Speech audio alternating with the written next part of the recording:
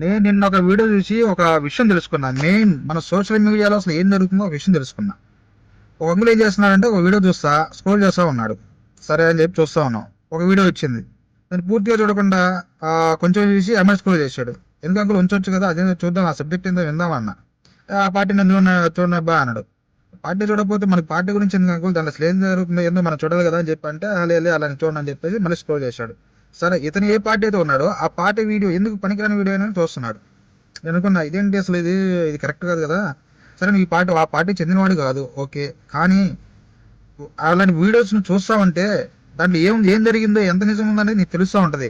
సరే ఆ పార్టీకి సంబంధించిన పెట్టిన చూడకు, చాలా మంది న్యూట్రల్గా పెట్టిన చాలా వీడియోస్ ఉంటాయి. అలాంటి వీడియోస్ నాలుగైదు చూడు, దాంట్లో న్యూట్రల్గా జెన్యున్గా చెప్పే వాళ్ళు ఉంటారు. కనీసం వాళ్ళ వీడియో చూసినా కానీ నిజం ఏంటో తెలిసిపోయింది. నువ్వు అలా చూడకుండా ఓన్లీ నీ పార్టీ వీడియోస్ చూసుకుంటా అంటే అవతల నిజం ఏంటో తెలిసింది నీకు. ఇక్కడ మెయిన్ సమస్య వచ్చి పడుతుంది. నువ్వు ఎప్పుడైతే ఎలాంటి వీడియో చూస్తావో అలాంటి వీడియోసే నీ ఫోన్లోకి వస్తాయి. అలాంటి వీడియో రిలేటెడ్ వీడియోసే నీకు వస్తూ ఉంటాయి కదా. నువ్వు అలాంటి చూసిన నీ పార్టీ వీడియో చూస్తే నీ పార్టీ వీడియోస్ వస్తాయి నీకు. అవతల పార్టీ ఏం జరుగుతుంది ఏందని రావు. అవతల పార్టీ నువ్వు వీడియో చూడకపోయినా సరే జెన్యున్ వీడియోస్ కొన్ని ఉంటాయి. రెండు పార్టీలకు సంబంధించింది కాకుండా నిజం చెప్పే వీడియోస్ ఉంటాయి. కనీసం అలాంటి వీడియోస్ నువ్వు చూడాలి కదా. నువ్వు అలాంటి వీడియోస్ కూడా చూడకుండా ఓన్లీ నీ పార్టీ వీడియోస్ చూస్తుంటే రాష్ట్రంలో జరిగే సమస్యల గురించి నువ్వు ఎలా తెలుసుకుంటావు, నువ్వు ఏది నమ్మగలుగుతావు?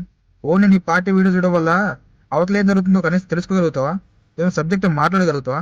మెయిన్ సమస్య ఇదే. ఏ సోషల్ మీడియా అయినా సరే వాళ్ళు ఏం చేస్తున్నారంటే ఏ వీడియోస్ చూస్తున్నారు అవే చూస్తున్నారు తప్ప అవతల పార్టీ వాళ్ళు ఏం చేస్తున్నారు, పోనీ అవతల రెండు పార్టీల మధ్య కాకుండా జెన్యున్గా చెప్పే వీడియోస్ కనీసం చూడలేకపోతున్నారు. అప్పుడు అసలు నిజం ఏంటని తెలుసుకోలేకపోతున్నారు. పార్టీలు పక్కన పెట్టి ఫస్ట్ నిజం తెలుసుకోండి.